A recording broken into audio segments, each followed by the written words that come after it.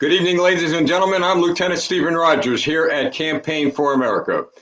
I welcome all of you throughout the United States of America, Europe, and in some parts of South America, Australia, and the other nations that we've heard residents email to us. Tonight, folks, we're going to have another interesting broadcast. John McCann will be with us in a few minutes with regard to Dr. Fauci's emails. Tremendous discoveries regarding that information. Then we're going to have a great American patriot on, a businessman who believes in hard work, who really worked his way up to a point where he's become a major player, not only in business, but in politics. I know you're going to enjoy hearing from him. But here's some of the news that we report, intelligence that we gather, that some of you have not heard through the mainstream media. Now, I got a report a couple of days ago that Lockheed, of all companies, they have required their employees to attend a 3-day training session to deconstruct their white male culture. Now, they're requiring white employees to go to these sessions, and they're going to share with them, and it's right here in writing, folks, and you can look this stuff up, that they have to atone, beg, ask for forgiveness regarding their white male privilege. Now, it's right here, folks, okay? I'm going to show you the headline so you know I'm not exaggerating. Lockheed under fire, and it's all here. If you want a copy of this, we'll certainly get it to you, and we'll share with you a little later as to how you can get it from us. Now, I bring this up, folks, because I've said all along that the Democrat Socialist Communists, no doubt in my mind being fueled by the Chinese Communist Party, have entered into our religious institutions, our corporations, now our military, our schools, elementary schools, high schools, and colleges. Listen, there's no more education going on in this country. It's indoctrination, and it's happening everywhere. So I get back to this question, this one question that I just can't seem to find an answer to, especially when I ask the question of Democrats who are in unions. It is your unions who are endorsing the socialist communist agenda by endorsing Democrats running for office. Now, I'm not going to sit here and tell everyone that every Democrat running for office is a socialist or communist, but I don't see too many of them standing up and fighting the way we're fighting against a socialist communist agenda. So here's the question. The question I'm now going to put to the Carpenters Union of the state of New Jersey. I asked this a couple of nights ago. I didn't get an answer. Well, I'm going to ask it again.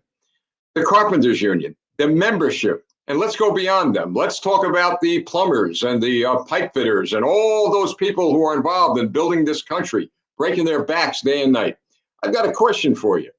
Phil Murphy in the state of New Jersey, Newsom in California, and I could go on and on and on about Democrat socialist governors, have literally destroyed the economy of these states by advancing a Democrat socialist communist agenda. And in part of the destruction that they have caused, you union members have lost your jobs. You are on the unemployment line, especially here in New Jersey. Now, I've got a question for you. How is it that the guy, in this case, Governor Phil Murphy of New Jersey, Newsom in California, and those other Democrat socialists, how is it that they took your jobs? They put you on the unemployment line. You're just not going to be working anymore. You're losing your homes. You can't feed your kids. Your pensions are just about gone. How is it that I wake up in the morning, I grab a newspaper, and in it I see that the Carpenters Union of the state of New Jersey endorsed the very guy that took your jobs? How does that happen, folks? I posed this question to police unions some time ago. I think many of them are smartening up. How is it that in these Democrat socialist controlled states and cities, cops are being defunded, their equipment's being taken away from them, the bad guys aren't being prosecuted, the good guys are, the cops are. You wake up and you get that same newspaper, and what do you read? Well, the police unions decided to endorse a Democrat socialist communist for office. Folks, I don't get it. The only answer I have is this, is that the union leaders, the union bigwigs are in bed with these politicians. Now, forget about draining the swamp in Washington. We did it once. We're going to do it again. But you all in these unions, you've got to stand up and get rid of these clowns. You got to get rid of these union leaders who are taking your jobs and destroying your lives. If you don't do that, then you know what? I guess you're going to get what you deserve. It is as simple as that. Now, how can I say that?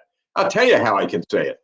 Unbeknown to a lot of people, I was a union president, a PBA president of a police officers union here in New Jersey several years ago. So I know what I'm talking about when it comes to unions. You're either going to serve the best interest of your membership, or you're going to end up serving yourself. I was one of a group of guys that decided we weren't going to serve ourselves, we were going to serve our membership. And we were going to do everything we could to protect them. And the best way to protect them and the people was to come together and throw out of office every Democrat, socialist, communist. Unless you do that, you're going to be in more serious trouble as we move forward. So here you go. So those of you in these unions, see what happened to Lockheed? They got to go to some sort of a racist program that nobody's crying anything about because they got to apologize for who they are. You imagine that? They got to apologize for who they are. And by the way, let's remember these companies, folks. And there's nothing much Main Street USA can do about Lockheed. But once we get Republicans who stand on the Constitution of the United States, and we get a Republican president back in office in 2024, and yes, we will, we got to remember these companies. And they could get no contracts, folks, none. There's companies we got to send into bankruptcy. Just like we've got to bankrupt the NBA, Major League Baseball, the NFL. They're hurting, folks. They're hurting bad because you're standing up for what you believe in. Let me add Coca-Cola to that list, too. There'll be a big, big list coming down very shortly on who we should bankrupt. All right, so now we've got a mayoral candidate in Atlanta. All right, here's a guy on the march looking to destroy police departments, defund the police. This was his campaign call. Out there making speeches, get rid of the cops, defund the police. Well, he's making a speech last week in broad daylight at 11:45 a.m., and it's reported that right under his nose, his car was stolen. Kids, teenagers. He's making a speech to get rid of the cops, and some kids came over and stole his car. And I understand that they also possibly almost ran him over. Now, I wonder how this guy feels today. Is he singing a new song? Is he dancing to the tune of a new dance? I don't know. But you want to defund the police? Here's what's going to happen. Your car's going to get stolen right from under your nose. Your homes, your businesses are going to get burned. People are going to be killed. For example, what did we have this past week? This past Memorial Day weekend, 47 shot in Chicago, a number of people killed. In New York City, I understand 7 or 8 people shot to death. Need I go down the list, folks? We go down it every single week. All of these cities, all of these states where people are being shot to death, where the blood of young children are being spilled on the streets, they have one common denominator, one common thread. And those of you who are Democrats, whether you're Democrats of JFK or FDR, whether you're Democrats of Stalin, Marx and Lenin, you can't deny this one fact. Everything else, you know what? You could call fake news if you want, but you can't call what I'm about to tell you fake news. All of these cities where crime is on the increase, people are being beaten, assaulted, thrown off of subway platforms, stabbed in subways in New York City, mugged and beaten on the streets of San Francisco, shot and killed in Chicago, and on and on and on. They all got one common denominator. They're all governed by Democrats who believe in a socialist, communist agenda. Because if they didn't believe in that agenda, you could be sure that cops would be out on the streets, bad guys would be arrested and not released, and crime would be brought under control. Now, you think about that, and I'll tell you why I really believe you should think about it. I've said this all along. I've said it for a year, and you know what I've said, those of you who have watched. They're coming for you. The bad guys are coming to your neighborhood. You know, the criminal doesn't stop at a border. He doesn't say, gee, we can't cross this border because these are beautiful homes, or we can't cross this border because maybe there are some Democrats or socialists who sympathize with us who live there. No. There's no discrimination when it comes to the shedding of blood by criminal elements. Think about that. As Americans, whether you're a Democrat, and I believe there are patriots in the Democrat Party. I call them the Democrats of JFK and FDR. who are being overwhelmed and overrun by the Chinese Communist Party and others. And those of us who are Republicans, let's keep this in mind. We could be next. You think that the communists are sitting back saying, oh, we'll just play around with one party and we'll leave the other one alone. No, they're coming for us. And like I said, I always make reference to Ronald Reagan in the 50s and in the 60s. It happened then, it is happening now. So now we go on to what I've been talking about for months, maybe a year. Sooner or later, we're going to end up in a war, folks. Said that all along. Get ready. And who's the war going to be with? Well, one may think it's China, one may think it's North Korea, but I've placed my bet it's going to be Russia. We're going to end up in a fighting war with Russia. In fact, Russia is at war with us already. Joe Biden denies it. But folks, just think about this. So Joe Biden decides to pick on the former director of the KGB, the Soviet KGB. That's right, the Soviet Union KGB director. His name was Vladimir Putin. Vladimir Putin is now the boss, if you will, of Russia. So I can't figure out why all of a sudden Joe Biden starts sticking his finger in this guy's face. You know, you poke the bear so many times, he's going to come back and bite you. So Joe Biden decides, take a trip to Ukraine. He tells the Ukrainian president, don't worry there, Mr. President. Those Russians cross that border. You know what we're going to do? We're going to watch your back. We're going to watch your back. And so the Ukrainian president goes to his parliament. Don't worry, the United States is going to watch our back. With whose blood? Whose blood, folks? Every one of you viewing and tuning in, are you willing to send your sons and daughters to fight the Russians in Ukraine? I've got to tell you, folks, it's really going sideways. And I've got a question for those in Ukraine. Some are watching, some will be watching. If the Biden administration will not lift one finger to watch the back of Israel, our strongest and greatest ally for God knows when, do you think Biden is going to help you in a war at any time, any place against Russia? Not going to happen. So here's Putin's response to that little poke in his face. 100,000 Russian troops deployed to the Ukrainian border. Tanks, armored personnel carriers, you name the weapons, they're there. So that's his answer to Biden.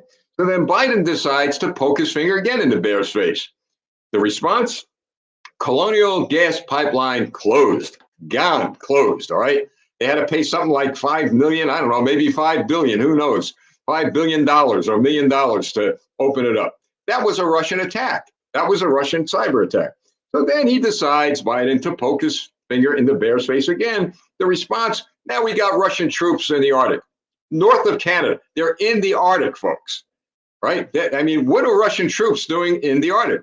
Submarines, land troops. Now they're building an airfield there. And you know what the response of Biden is? Don't worry. Then he sticks his finger in the face of Vladimir Putin again. The response? The meat production plants, cyber attack across this country. And then here's something you may not know. Finally, the war continues with Russia. Biden had some harsh words about Putin again. And we find out that up in Massachusetts, a steamship company is now facing a ransomware attack. Folks, I'm going to tell you something. Listen, these attacks, no joke. These are minor compared to what they may be able to do. I kind of sense they're showing us their capabilities. What are we going to do when they shut down the airlines, our electric grids, our water grids? What are we going to do, folks? We should be responding forcefully. But I'll tell you what the Biden's response was. It was, folks, approving of the NORAD pipeline from Russia to Germany. What do you think of that, folks? What do you think of that? President Trump shut that thing down. You know why? Guess who's paying for the gas? Not the Germans. We are, because we're sending billions of dollars in aid to Germany to buy gas from our enemy, Russia. So we're paying like we did in World War II, like we paid the Japanese. We sold them tons and tons of steel, and they gave it back to us at Pearl Harbor. All right, so these are the things that are going on around the world. And the biggest story now is Dr. Fauci, and we have now our counselor, John McCann. He's our counselor here at Campaign for America. John, I got to tell you, when this news hit, I got flooded with emails and messages. it looks like we were led down a dark path. Well, it's interesting to watch the different spin by different media outlets. The CNNs of the world, the MSNBCs, they're spinning it as this shows a man under pressure, one man alone standing against the virus. It's really astonishing. I think Senator Rand Paul said he couldn't wait to see what the spin was going to be on this, and it's just mind-boggling. All we are interested in is the truth. We're not looking to pin blame on someone. This is, we just want our public officials to be honest with us. America is full of smart people. We're free people, and we can make up our own minds. But it's pretty clear from the emails, it appears that there's some inconsistent statements that have been made to Congress. It appears. I'll let that up to the chairman of the various committees, and we know what party is controlling that.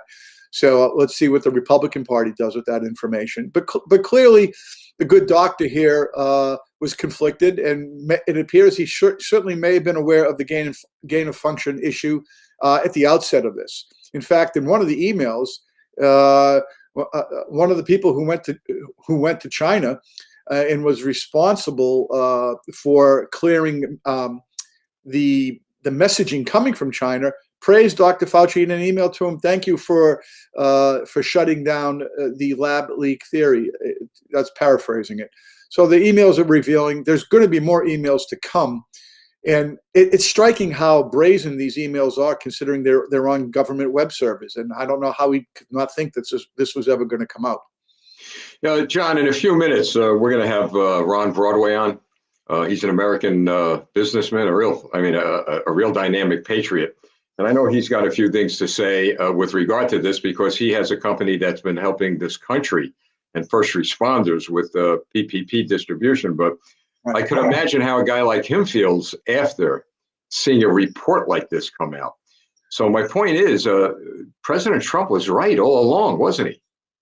Well, President Trump, in pursuit of mediation, to ameliorate various factors going on. The problem here was, as you could clearly see, it caught all the health professionals off guard, and it really calls into question the advice that Fauci gave President Trump. But one thing the president did early on was that he purchased the vaccine before the vaccines, and there's some issues there, but before they were even available and ready to go to market. And if he didn't do that, it's been reported that we wouldn't have these vaccines until the fall of this year. So that's a lot of lives saved. So in that regard, I think President Trump was spot on. But these emails shows the difficulty that someone like the president at the time, or even the current president, has to deal with what factual information is correct and what agendas are being behind the information he's receiving. John, the vaccine, boy, I tell you, it just doesn't stop. Now, some of these school districts are requiring children to get vaccines before they're allowed to go to school. Of course, the government can't mandate it. They know it's unconstitutional, but companies are beginning to mandate their employees, to get vaccines. So what does a person do? They have to make a living. Is there any recourse? And I know you may not have the answer, but I don't know. It's very frustrating for a lot of people. Well, I think what makes it different, the 1905 Supreme Court case where they basically said the government can force someone to take a vaccine. That vaccine in that case was smallpox, and it was well tested. We have an emergency use authorization here, and that is just what it says. It's there's some data to support the fact that it's going to be efficacious, and we do have some information that was provided to the FDA under their briefing documents. Both Pfizer, Moderna, and Johnson & Johnson provided that data. But what I could tell people that are being forced, if a government is forcing you, a public school or a public college, in my opinion, there may be some recourse there because it's government action. Private action is a different story. But if you should receive a vaccine as a condition of employment, and you get one of these famous side effects that are going around, There's been a report out just the last few days from one of the researchers on the vaccines that people should read and look up themselves. I really don't want to get into it because I'm not a scientist, but if someone should get sick and potentially die, then that company that made it as a condition of employment can potentially face legal ramifications. But why do you have to get sick to be able to protect yourself, to protect your own rights? But there's not a lot you could do with private enterprise. One more question regarding that. What if a person wants a religious exemption? I mean, I understand there are religions that they could get exempt. Why not everybody? Why not everybody say, hey, look, you know what? I'm belong to so-and-so religion, prove I'm not. Now what? Well, it's interesting. It's an interesting question because the concept of religion exemptions exists and there's been Supreme Court cases on that where certain persons of different religious sects wanted to wear certain garb at work, and in that case, in the private setting, the Supreme Court said no, you have to let them do that per their religion. So I'm not sure where they will come out with the vaccine, but as these vaccines get more information and more data, hopefully they'll prove to be safe in the long run. So far, so good for the most part. There are certainly people who have had side effects and suffer side effects from it. But we have to deal with the distribution of a bell curve here when we're dealing with stuff like this through the entire population. John, thanks a lot for joining us. Maybe you'll want to stand by and listen to this fantastic guy coming on. Okay. Thanks again, John. See you next Wednesday. You're going to be a regular with us on Wednesdays. See you, Steve. Thanks. Thank you. Bye-bye. All right, ladies and gentlemen, I want to introduce to you an American businessman, an American patriot. I had the honor of meeting Ron Broadway at Trump International in Florida. He was very, very kind to me. And Ron, thank you for joining us. You're welcome, Dave. Happy to join. Well, you're a straight shooter. You're an American patriot. So I said to you earlier, John, whatever you got to say about what's going on around the country, and I chose you for this reason. I want to highlight American businessmen. A lot of companies are taking a lot of hits because a lot of these companies are turning their back on Old Glory. You don't turn your back on Old Glory. I know your companies don't. So I think it would be refreshing for a lot of viewers. And I'm pausing a minute, Ron, because you might have a lot of fans out there because I'm watching these numbers grow now as you're on talking. So what's your message to the American people? First, let's talk about what you're doing with your company. Well, I have several companies, and I was in the energy sector and still am to a lesser extent for 35 years, and also in real estate development, primarily here in the Dallas, Texas area. And then when the COVID pandemic started, my partner and I really started with just kind of a philanthropic impulse to bring in some PPEs, masks, gloves, other PPE equipment that was very, very hard to get at the time to donate to first responders, to different police departments, different fire departments, and other agencies that were in deep need of that equipment. But as it turned into a business and it grew, and my Lord, thankfully there were so many people that got in the business at the time that was doing their best to help. I think once, and this is my personal opinion, once Biden got in office and it was everything that President Trump did was wrong in the Democrats' opinion, and he didn't get any credit for instance, like John was just talking about the vaccine. I mean, we'd still be looking at early fall at the earliest to get these vaccines out to all of our American citizens if President Trump had not been as aggressive as he was and put America first. Now the problem is, I think, as we're moving away from such a hard time we've had with COVID the last year and a half, and to much more extent, the companies are starting to open back up, and small businesses are trying to get their employees back and get their staffs back up to full support. The problem is that the Democrats, led by Biden, have given so much away and allowed, like, for instance, I'll give you a personal example. My oldest son was working at a theater in Dallas. He's a full-time college student, was just graduated, and he was making $250, $300 a week part-time and going to college full-time. Well, he started getting PPE checks, and all of a sudden this kid is getting $820 a month, $940 a month, whatever it was. I don't know the exact amount, but he, with all the work we put in raising him to work his butt off for everything he got, he still is not that interested in going back to work until just recently when his checks ran out.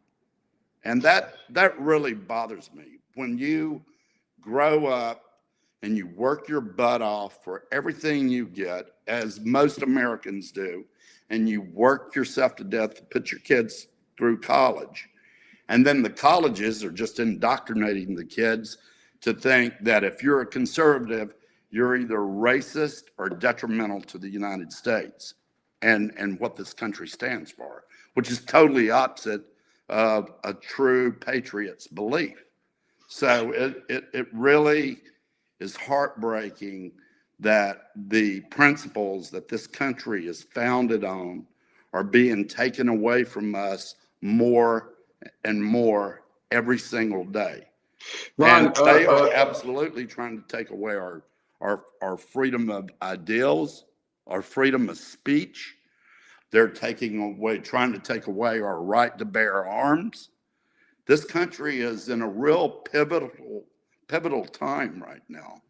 And if we don't do something to change that, and if the people that are true Americans don't see what's going on with this country, we are going to lose it. Ron, let's talk about what you just said, if we don't do something about it.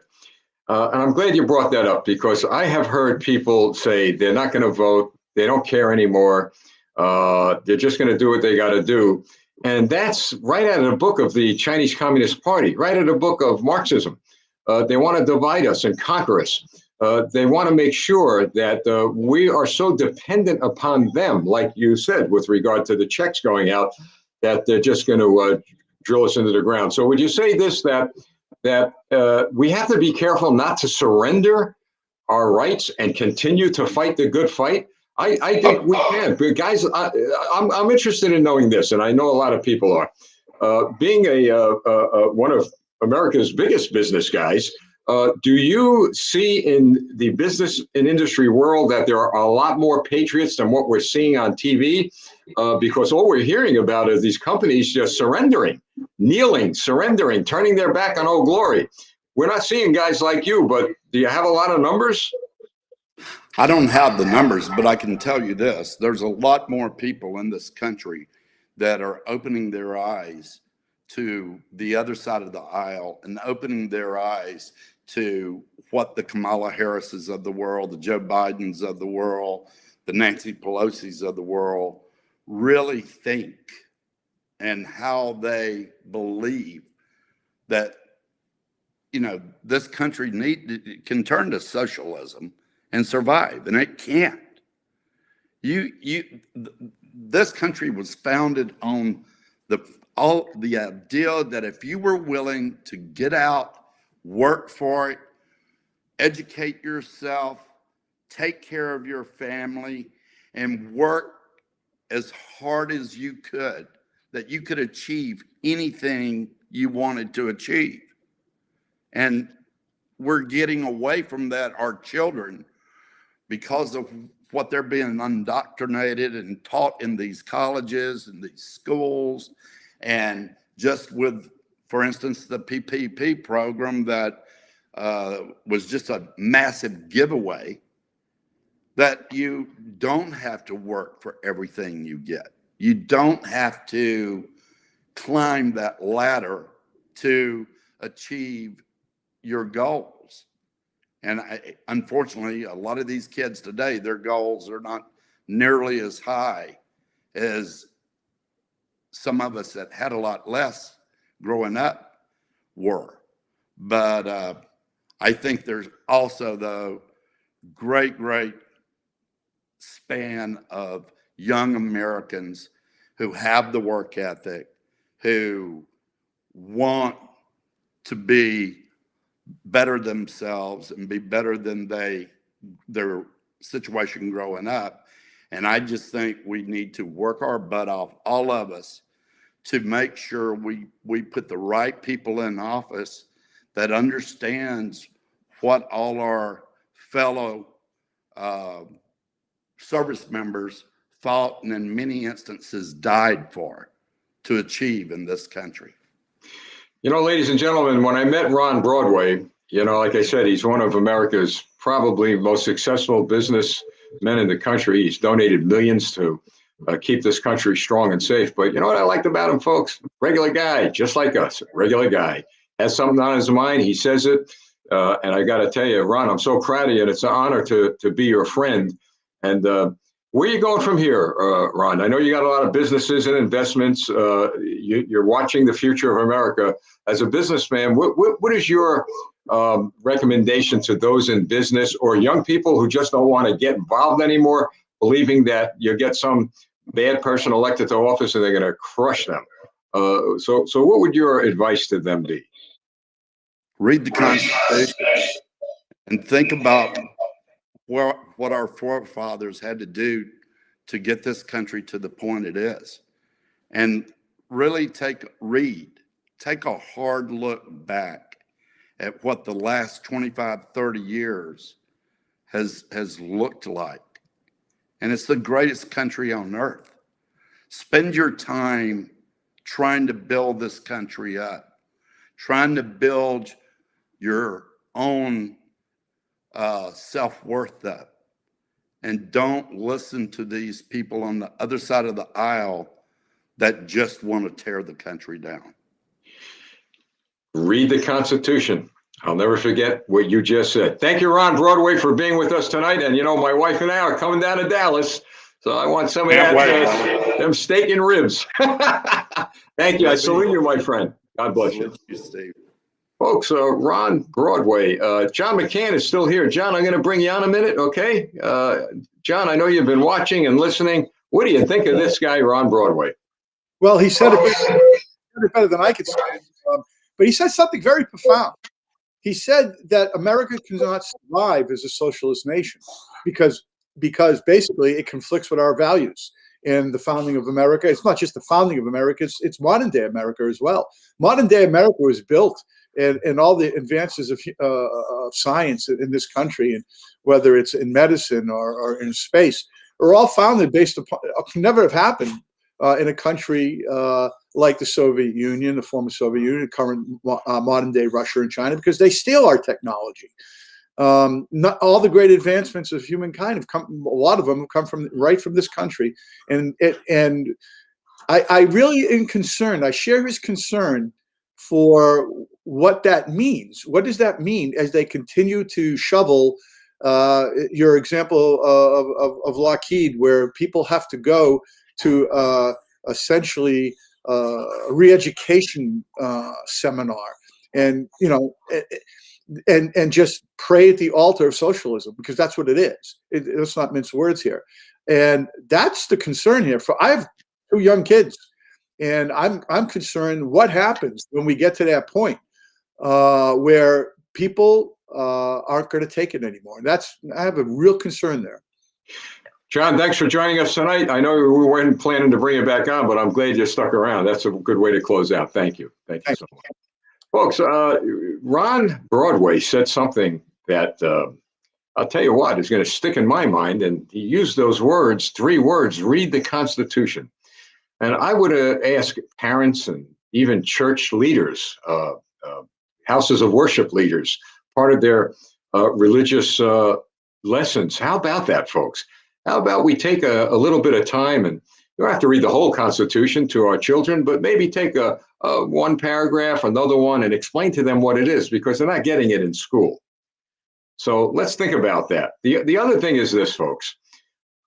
Time and time again, people are asking me, what do I do? What do we do? How do we fight this? How do we stop it? And then I hear, well, they're going to fix the election again. They're going to do this and going to do that.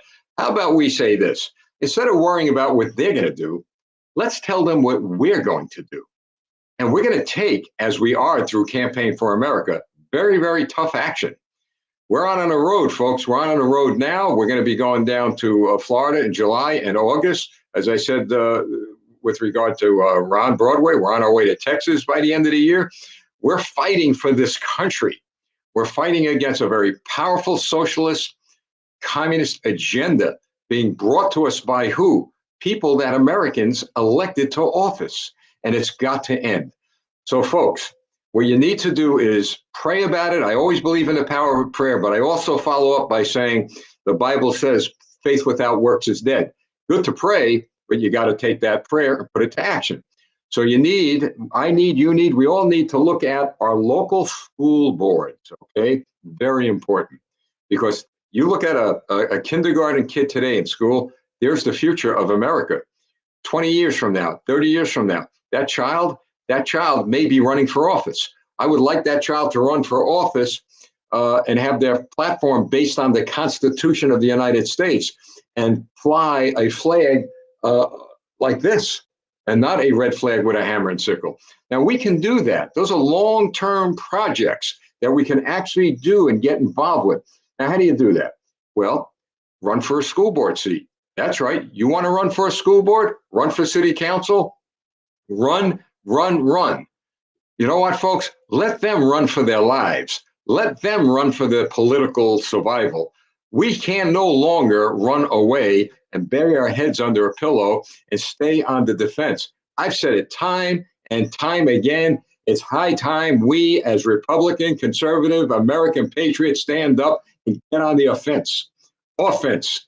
Get away from the defense. I am tired of our party, our leaders standing on the sideline as spectators, folks. We need to stand on the front lines as warriors, and we're going to fight and we're going to win. So here's what we need to do. And Campaign for America is ready to help you.